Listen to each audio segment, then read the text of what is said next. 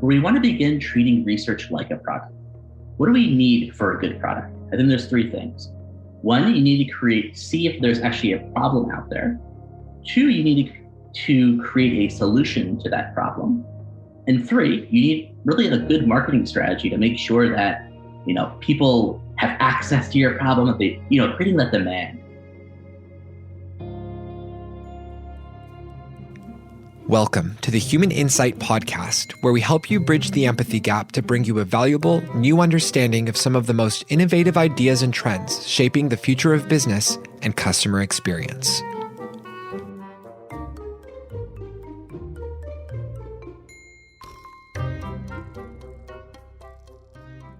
So hi, everyone. I'm Janelle Estes, Chief Insights Officer at User Testing. And I'm Andy McMillan, CEO at User Testing.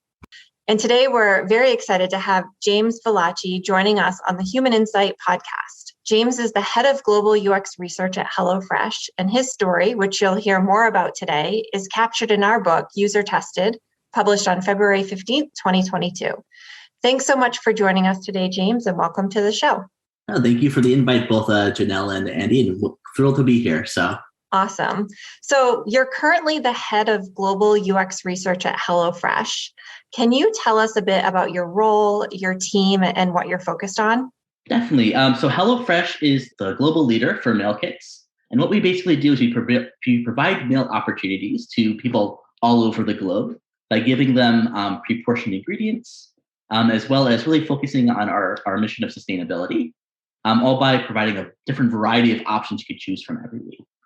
What I do at HelloFresh is I run our research restaurant, right? Talking about food, where our researchers are the cooks, our projects we push out are the different dishes that we produce, and our customers are our stakeholders, right? As they begin to digest our different research projects. And, running any restaurant, it's super important to think about what kind of dishes are you delivering? What kind of projects are you delivering so that your customers keep coming back for more and demanding more research as well. And that also helps us grow as chefs, right? Or as researchers, as we begin to kind of, expand our reach globally. Yeah, I love your analogy of the research restaurant and delivering these meals. I have to ask, do you have a favorite meal you like to deliver? Definitely. So I love, honestly, I love User Testing's unmoderated platform. The reason why is just we're able to get dishes out quick, right? When we have such a high demand of customers, you're able to really deliver and scale things up, especially for our high demand of research within HelloFresh, which is definitely part of our core DNA as well. Yeah, I mean, can you tell us a little bit of the history of the team? I think when you joined, it was a smaller research team, right? And that's grown significantly. Can you tell us a bit about that evolution? Yeah, absolutely. So back in 2018, I started as the sole UX researcher actually for the entire company. At that time, we were in definitely a lot less countries. We weren't as big as we are today. And the way that we really were able to scale things up was, as any good researcher, you always want to study your user. And in this case, my user was, of course, my director at the time. And what I did was I studied how she thought about in terms of what did she want to accomplish? What were her motivations, right? As working within product. And by understanding what my stakeholder really wanted and what my other stakeholders really wanted, I was able to then form my research around their demand. And that really got things started. For example, right, we ran the first usability test at HelloFresh. It led to a major increase in conversion rate. And what it also did for us is it really, it showcased what good research could do for the company by showing, a vital problem that we were all encountering that we just weren't aware of without really investigating it first. So I think that's really insightful, James. I think one of the things that maybe I'm getting a reputation on our podcast for is always wanting to find out how UX researchers work with product managers. Maybe that's because I'm a product manager by background, but I just find that interaction to be so critical. When I talk to our customers, especially our customers who are UX researchers, they find out such interesting things about what their customers or their users want. But at the end of the day, they really then have to partner with the either the PM team or the product team more broadly, right? Just the people that are going to make the changes to have the product behave the way maybe that would be more in line with what customers are looking for. So I'd love to hear a little bit about how do you partner with the product organization, be that either product managers or maybe the product development organization broadly, to ensure that the things that you learn through your team end up creating and delivering a great experience for HelloFresh customers. Great question. And as I like to think about this is, maybe it's just because of the way that we were able to structure research and through my mentorship with Annie, who's now the senior VP of our company of product, it's all about partnering with your POs and with the product management team to really get research embedded and really begin to steer product direction. The way I like to think about it too is a lot of product managers, right? We're a lot of based on A/B testing, right? A lot of our different tech products are, right? A/B testing is just another UX research methodology that's out there. So I like to think of our researchers as kind of mini POs. And I also like to think of our or mini PMs. I also think of our product owners or product managers as mini researchers. How can we really help one another? The other thing that we like to do too at HelloFresh with our research restaurant, think of it like running a business or actually running your product, right? Where we want to begin treating research like a product. What do we need for a good product? I think there's three things. One, you need to see if there's actually a problem out there. Two, you need to create a solution to that problem. And three, you need really a good marketing strategy to make sure that, people have access to your problem, that they, creating that demand. And the way that we really were able to go about that and really begin to share product strategy and work together is one, we found our problem. There are problems with our site, right? And we wanted to make sure that we're able to optimize and making sure that, we're able to really feed the globe efficiently, right? As user researchers, obviously there's always that fine line between user and business needs. We really want to weigh that in between, right? We want to make sure that everyone is happy. So that was the problem that we discovered. The solution was simple. We just needed to figure out how could we effectively work within product to showcase that we can actually help them out, right? Speaking their stakeholders' language. We were able to do that through citing our sources. So whenever there was a product strategy that came up, we wanted to think about how can we, make sure that we're tying it back, right? Any good academic will know, right? You always want to cite your sources for decisions. And then the third one, how do we create the demand for this? And this is all about how we're able to evangelize UX research at HelloFresh through democratization efforts, through our, as you'll definitely find out later if you purchase this great book, that's coming out, through our UX research insight shows, by showcasing your research for the whole company. It's always top of mind. You'll always hear it. It's just think of, again, overall, as a PO, if you're listening to this, work with your researchers. And as you're a researcher listening to this, think about what does your PO or whoever you're working with really want out of things. Market your research towards their demand, and you'll really begin to get embedded into the business much more, and your research is not going to be rejected. It sounds like you're supporting lots of different initiatives, different meals, as you mentioned, so projects. But you also have this ongoing thread that you've shared with me, which is around this notion of an insight show. So can you talk a little bit about what that is, how it came to be, and what you're seeing in terms of having that at HelloFresh? Absolutely. I love to talk about these things because they're so easy that really anyone can do them, and they have such a broad impact. So the birth of the Insight Show, how did it begin at HelloFresh? So as I mentioned earlier, right, I was the sole UX researcher for the whole company. And what we did was I got to give credit where it's due, is one of our designers, Roland, he used to call it, whenever I would give the results or share out, right, of whatever we found that week, the James Show. And as our team gradually grew, I wanted to make it more inclusive. It's not just the James Show. It's not just me running things. It's really beginning to build out our culture of always learning, our agility to always execute, right? And so, the James Show then gradually turned into the UX research show for X product area. And then as we began to grow, we became more of now we're the global UX research insight show. But the way that I started out from the beginning isn't just by talking to a few stakeholders. I actually ended up putting flyers throughout the office. Fun fact, right? There was a glass door in our old office in Flatiron District in New York City that you had to pull it rather than push it. And there was no sign, right? This is a terrible signifier and talking about affordances, everything else, absolutely terrible. And what I used to do was I put a sign up that said, what did I say? I said, having trouble with this door? And then I put a little thing in there about like signifiers and affordances. And I said, join our UX Research Insight Show. Here's the link. Here's our Slack channel that we created. And through that, I was able to build a Slack channel of about maybe like 10 people. Right now it's sitting around 400 people company wide. And that's just listening to like what we're releasing every week. Gradually what we did was, they started to join the Insight Show through word of mouth, everything else. And something to keep in mind too is that our headquarters is actually based in Berlin. I wasn't going over there. I actually hadn't visited Berlin until about a year, I think I was with the company. By the time I got there, word of mouth spread about these research insight shows.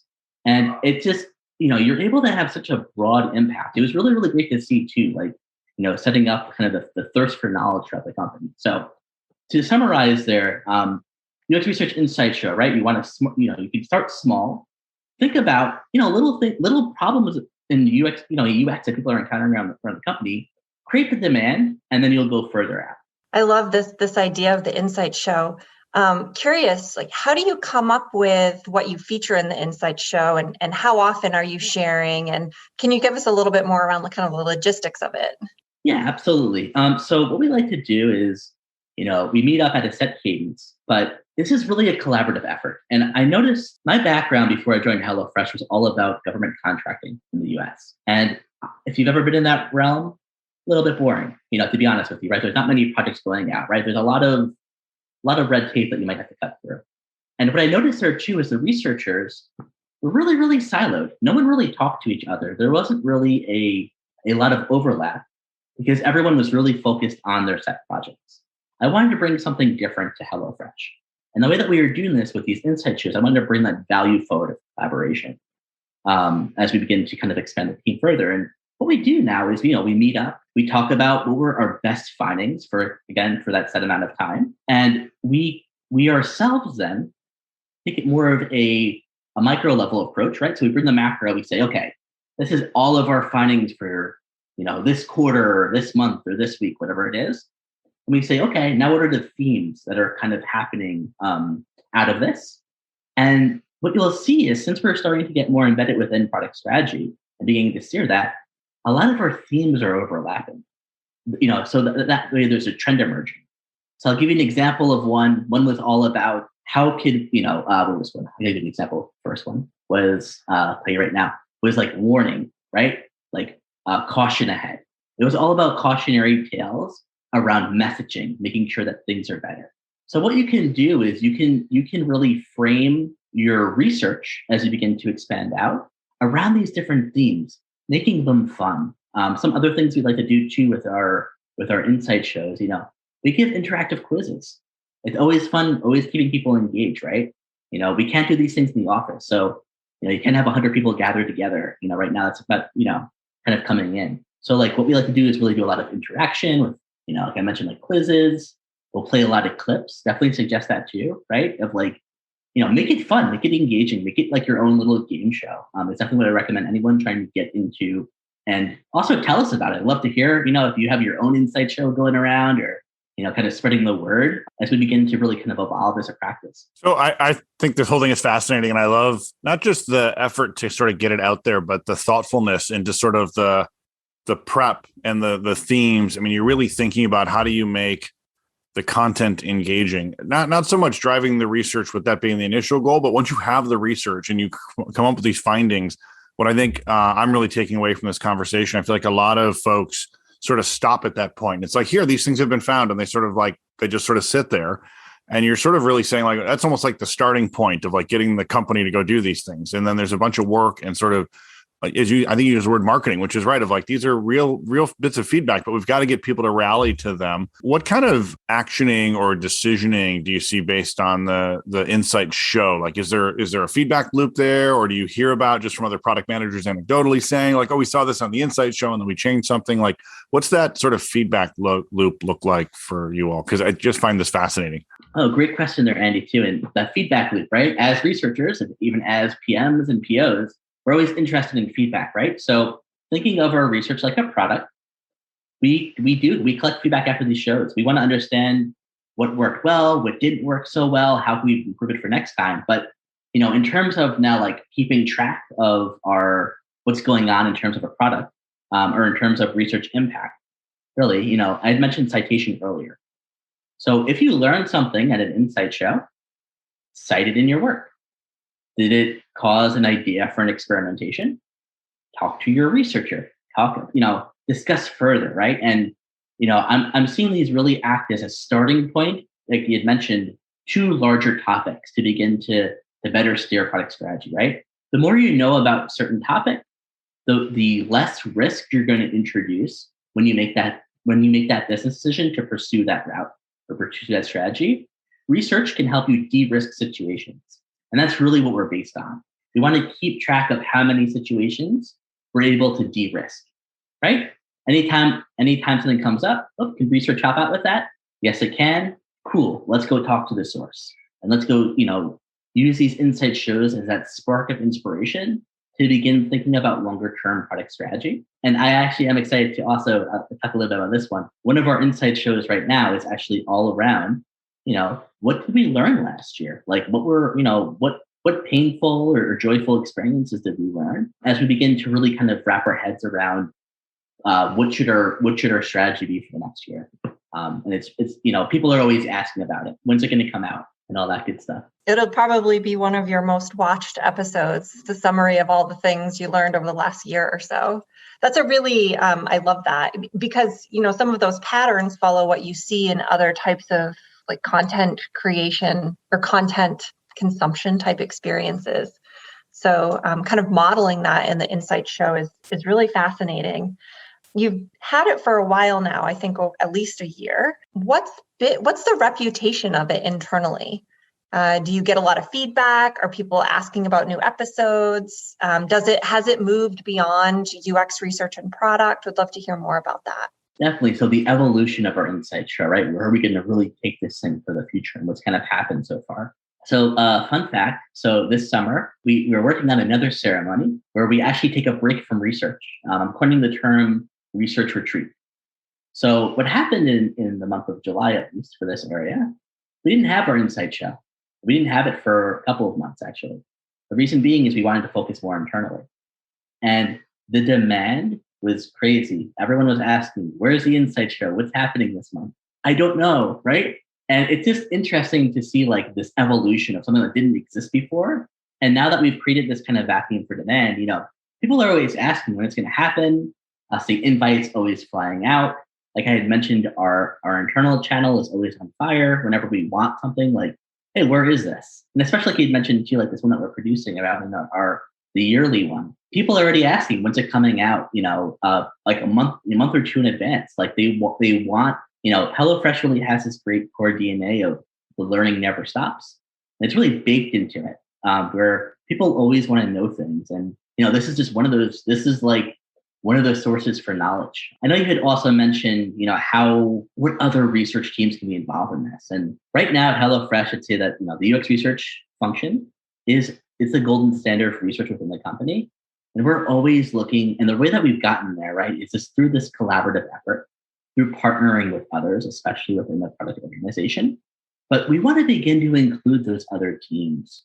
We want to begin to include others. And the reason being is, research shouldn't be this ivory tower of this knowledge that no one can reach. Think of it like the Citadel in Game of Thrones, where you're actually distributing your knowledge across all of Westeros, kind of giving it out a little bit more rather than just holding on to it, right? Like democratize your knowledge and the entire organization will benefit by making less risky business decisions and just, and you'll be able to really grow out your research area with, and obviously product and everyone else will benefit because they'll be making less risk decisions, less risky decisions. And James, when you think about quantifying that, are there a specific set of KPIs that the organization uses either within your team or just more broadly in the product organization that you all sort of attach yourselves to or not? I hear a real mix on this answer, so I don't know if there's a right or wrong answer, but some teams are much more just mission driven on the idea of if people have more exposure to customers, they're going to make better decisions. And then there are some teams we talk to that are very like, we're focused on these 3 KPIs that we drive. What's the answer look like inside HelloFresh? So what I will say is HelloFresh is very, very driven, being, on our KPIs, right? On our key business metrics. How are we performing, right? Our key performance metrics here. And I've taken with research, it's really difficult to tie a KPI to an exact finding. And the reason being is, think about all the other factors that are impacting that, that metric.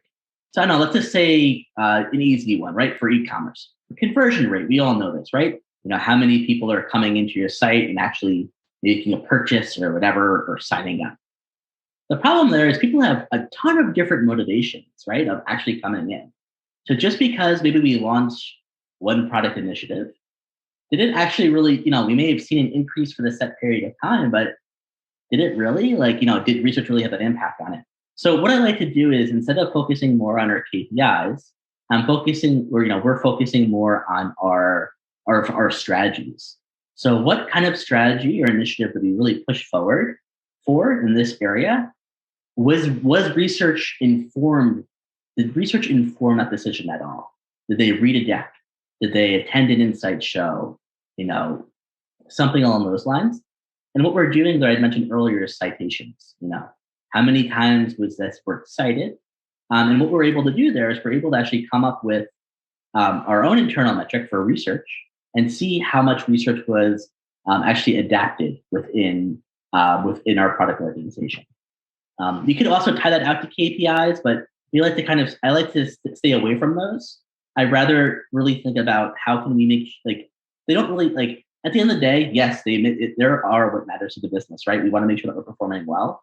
But in terms of research, we want to make sure that our impact is more about those decisions that we're de-risking, right? You can't measure the opposite of that. You don't know how much money you actually may have, saved at the end of the day, right? How many A/B tests do we defer, from actually happening? It's really hard to say that, right? Because we're not always documenting what we didn't do. We're documenting what we did do, as any organization would. Yeah, I think that's a really interesting way to look at it, James. I mean, I see and hear from so many teams that are looking at specific projects, initiatives, KPIs, and of course we're working to influence those. But thinking about just sort of this broader, it's almost like you're measuring your involvement in the conversation across the board, and more importantly, in the involvement of customers' perspectives across the board, across the organization. And I think that's a really interesting way to think about your impact. So yeah, thanks for sharing that. I love that. Hey, I think we're going to move over to the lightning round. The first question, which we ask every guest, what's a book that you've recently read that you'd recommend to listeners? Definitely. So recently I picked up, it's called the MBA in Pictures. And what this basically is rather than having to go take a 2-year course of an MBA, you're able to now understand what are they teaching during that 2-year picture, all through visuals. And I love it because now I'm learning more about like what kind of things might someone who has an MBA understand, and how can I now frame our reports and everything else around that mindset. Awesome. Love it. A good picture book over lots of words. I'll have to check that out. What's a piece of advice that you would give to someone trying to convince others in their organization to invest in customer feedback? So what I would have to go back is that really core value is studying your stakeholders. So whoever you're trying to convince, look at their motivations, right? Like what are they actually trying to do? What is kind of moving the needle for them? And then frame your argument around their needs to try to convince them to pursue that route. Yeah, I love that. Jennifer Lee is a guest in season 4 of our podcast, and she made the same exact point. And I think many in this field are coming around to this idea of studying your stakeholders the same way you actually study your customers. So another data point, I guess, to add to that argument. Can you tell us about a recent great experience that you've had and what made it so great? So again, I have to really go back to my HelloFresh delivery. This popped in actually last night. I myself, I hate to cook. My wife is an accountant, so it's busy season. So we're both like super bogged down with like having to cook every night. We have a almost a 2-year-old now, and picking up from daycare, everything else, right? So I don't like to cook. And what I love about HelloFresh is they really give you the pre-portioned ingredients out in your nice recipe bags. And it's just really, really easy to make when you really don't want to think at the end of the day. So I have to go with my default of my HelloFresh delivery. Great experience. Definitely try it out. It's funny. I actually did try out HelloFresh. I've tried it a few times. I recently, a few months ago, it is like the perfect thing for me as like a type A list person, like the directions and sort of the pre-portioned, like you said, the ingredients that is just like the perfect experience for me. All right. And when you think about the future of UX, and sort of the field that we're in, what are you most excited about? Definitely. So I think it comes down to kind of this point about research in general, right? With UX, think about fields beyond just tech, right? Like I know that's like the core of where it is, right? We're thinking about digital interfaces, but there's this whole opportunity to really change things that haven't been yet touched by technology. I'll give you an example here. I know within the human factors field, right? Like medical human factors has been massive because our medical systems and everything else is like 20 years behind. So think about what I'm really excited about for the future is what other industries are still pretty early on in terms of user experience, right? And that's why also I love HelloFresh is because, eating, meal kits, restaurants. Is there really like a quote unquote a techie restaurant out there? Things like that, right? Like definitely think about like where industries are behind. And I really would love to see how we can really apply this whole UX mindset to those areas. Yeah, absolutely. We are in early days. Even though the field has come so far, we are really just getting started. I wholeheartedly agree with that. All right, James. Well, thank you so much for joining us. It was great to connect with you, to hear about the Insight Show and all your work that you're doing at HelloFresh. So it was great having you on, and thanks for joining. Awesome. Anytime, thank you both, Janelle and Andy. And I just want to pitch too that we are actually hiring. If anyone would like to join our research restaurant, many roles across many geographies coming out. So feel free to check out my LinkedIn. Feel free to connect and also check out our careers page. We're expanding, so feel free to join our restaurant. Want to keep the conversation going? You can visit our podcast hub, usertesting.com/podcast, and check out past episodes. If you haven't already, don't forget to follow us on Apple Podcast, Spotify, Overcast, or Google Play, so you can never miss a good episode. And if you enjoyed today's show, please share it with a friend or leave us a rating and review on Apple Podcast.